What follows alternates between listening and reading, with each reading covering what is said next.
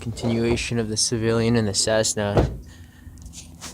He's doing a circle and he's coming back and he's descending, so he's gonna be under 100 feet now.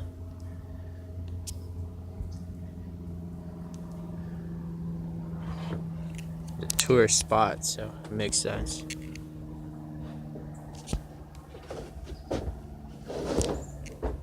So he just did the circle there and now he's leaving.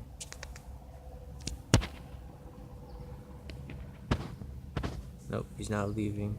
Maybe he's doing a cover up for that red and white plane that did all the psycho circles there. Or maybe it's just a cover up for that low circle flight when I said you're like the guy that did man overboard drills. They're having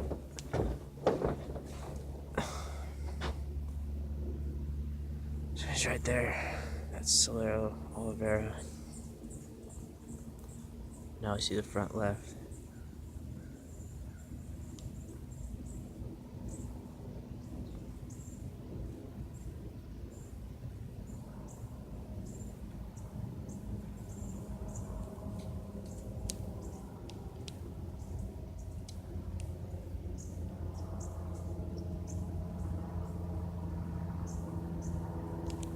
There he is.